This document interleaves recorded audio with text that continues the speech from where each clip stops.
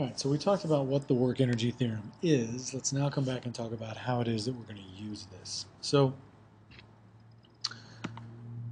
there's basically two ways that we're going to end up seeing. There's two types of problems that we're going to end up seeing where we use the work energy theorem. One is going to be problems where we're given information about all the forces acting on an object and the object's displacement, so we can calculate the net work. The unknown then is going to sit over here in our delta K. And usually it's going to end up being a initial speed or a final speed of the object. The other option, of course, is just, well, if we're given initial and final speeds, then we can figure out the initial and final kinetic energy, which means that delta K is now known. What's not known is going to be something that sits over here on the net work side. So again, usually this will be some magnitude of some force that's acting or some distance that our object travels. The thing I'll go ahead and point out, this is sort of the really useful framework for approaching these problems. Because if we're given both initial and final speeds, then we know which side of the equation we can go ahead and calculate, which means we know that our unknown has to be on the other side. If, on the other hand, I see that I've only got one of my two speeds, then I know my unknown is going to sit over here on the delta K side, and I have to be given enough information to calculate everything about the net work. So even if I don't initially see how, I know that I have to be given that information, because otherwise I've got too many unknowns in the problem.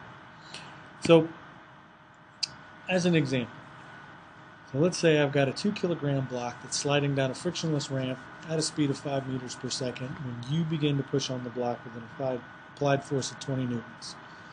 Your force points up the incline, parallel to the incline. So if your force is directed parallel to the ramp, how far down the ramp will the block slide before coming to a stop? So in terms of what we were talking about before, well, let's look at the problem, and what I recognize is I'm actually given both of my speeds. So the initial speed is easy to see, right? So that's 5 meters per second. So in terms of calculating the initial kinetic energy, 1/2 times the mass, that's 2 kilograms times 5 squared. This happens to just be 25 joules. So I know my initial kinetic energy is a known. Coming to a stop, again, is one of those, I'm not given a value. What I am given is I'm given that value in words, but I recognize that what this means is that the final speed has to be 0, which means the final kinetic energy also has to be 0. So sure enough, I'm given both pieces of information, so that when I look at the work energy theorem, I recognize that I know everything that's going on on the delta K side of the equation, which means my unknown has to be sitting over here on the net work side. And sure enough, my unknown happens to be some distance, how far down the ramp, that will end up over here on this side of the calculation. Second example. So same scenario, I'm going to change the numbers a little bit. So here I've got a 20 kilogram block. It's sliding down a frictionless ramp with some initial speed when you begin to push on the block with an applied force of 20 newtons. You push on the block parallel to the ramp, and the block slides 1.5 meters further down the ramp before coming to a stop. How fast was the block traveling at the instant you began to push on it? So here what I notice is, when I go look for my two speeds, well, coming to a stop, that still means final speed is 0. But all I know is some initial speed. So it seems that my initial speed is unknown, which means all I can do is write this out as 1/2 mv initial squared, and so I don't know my initial kinetic energy. I know how to calculate it, but there's my unknown sitting right there in that initial speed squared. Again, the final speed being 0, I can calculate the final kinetic energy. So when I think about the work energy theorem, what I recognize here is now my unknown is sitting over on the right-hand side. So it's on the delta K side of the equation, which means I have to be given enough information, whether I sort of recognize it initially or not. I have to be given enough information to calculate everything in the net work. So these are sort of the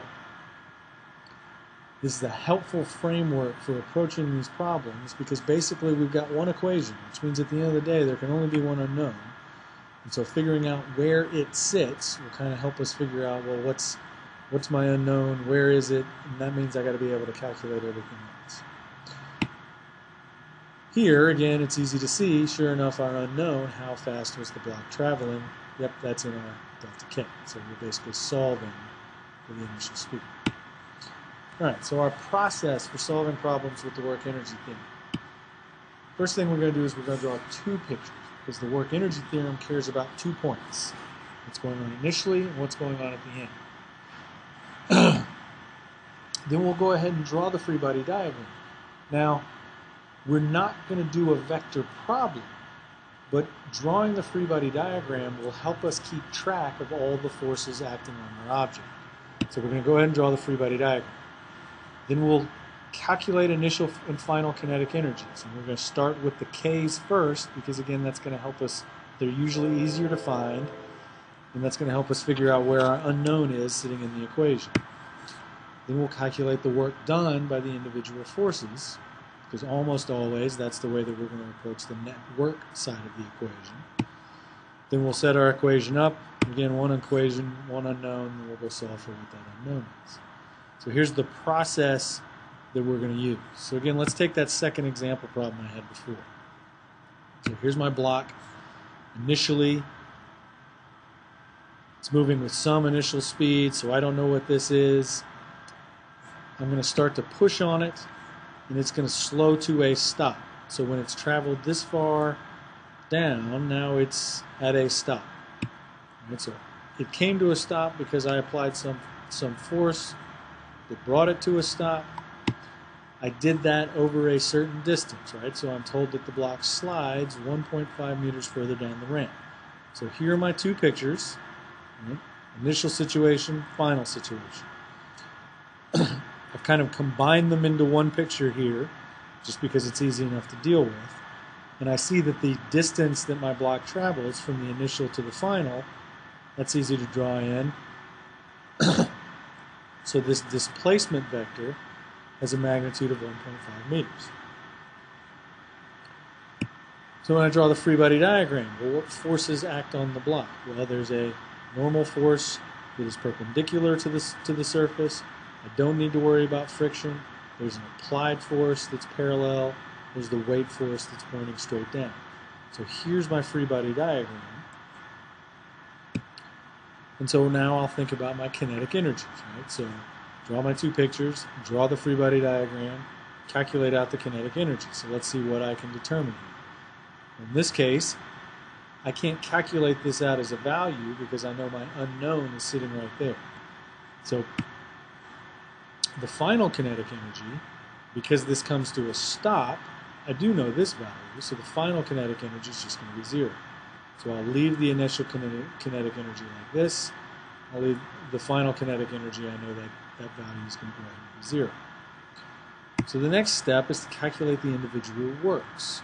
Well, I've got 3 forces, so I need to calculate the work done by all 3 forces. So let's start with the normal. So if I look at the normal, there's the displacement. The angle between those two vectors happens to be 90 degrees, which tells me that the normal force does no work as the block slides down the incline because the normal force is perpendicular to the displacement. So there's one of my 3 forces, easy enough. Second one I'll deal with is let's deal with gravity. So in this case, I know that the gravitational force, well, I calculate the work done by the gravitational force as being plus or minus mg times whatever height that moved up or down. So we'll deal with the plus or minus first. I know it's going to be a plus because I know my box is coming down and gravity does positive work when my box moves down.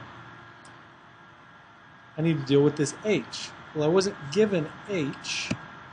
What I was given was d. So I was told some distance along the ramp, but what I want to figure out is what's the change in height. So if I get sort of the rest of this mess out of here for a second, it's easy enough to see that what I've got is a right triangle. I'm told what my angle here is, so I'm told my incline was at a 30-degree angle. Here's my distance d along the incline. Here's the height h that I want. What I notice is that my height side, h, is opposite the 30-degree angle. D lies along the hypotenuse of that right triangle. So opposite over hypotenuse, that's sine theta. So I can set up this expression and solve it to get that the height is equal to d sine theta. So all I'm basically doing is saying I want h, but I want it in terms of things that I know, and here things that I know are the distance down the incline and the 30-degree angle at the incline. So I can come back and plug that in. So the work done by gravity here is going to be mgd, distance down the incline, times sine of theta. So the last one I need to calculate is the work done by the applied force. The applied force is a constant force, so I know I can calculate it using the magnitude of the force, magnitude of the displacement, sine of the angle between those two vectors. So let me start by drawing those two vectors together, and now I can see what angle phi is. So applied force points up the incline, displacement points down the incline, which means that phi is a 180-degree angle. So the magnitude of the applied force, that's Fa, the magnitude of the displacement, I chose to call that d, and then the sine of phi is the sine of 180 degrees. Well, the sine of 180 degrees is just -1, so I've just brought that out front, and so the work done by the applied force is minus Fa times d. So minus the magnitude of the applied force times the 1.5 meters that the distance slows down, so that the block slides down. So these two I know. 20 newtons, 1.5 meters, to calculate this out. So now that I've sort of done all the individual pieces, I just need to put them together in my equation. So I get that the net work is the work done by gravity plus the work done by the normal plus the work done by the applied force. Delta K is final kinetic energy minus initial kinetic energy. And basically I know what all those terms are. So mgd sine theta, again this theta is not the phi, this is a different angle. This is the angle of the incline. This is mgd sine theta, that's the work done by gravity. Work done by the normal, that was 0. Work done by the applied force was negative, because it's pointing up the incline as the block slides down, so negative magnitude of the applied force times the distance the block slides. Well, that's got to equal 0 minus 1/2 m times v initial squared, and again, v initial is what I want to solve for. So everything else, mass, g, d, theta, Fa, all the rest of those things I know. So there's my one equation, my one unknown. It's fairly straightforward algebraically to solve. I get this expression, go back and plug in the values I'm given, and I get an answer for that the initial speed of the block, when I first start to apply that 20 Newton force to bring it to a stop, it was traveling at 2.42 meters per second.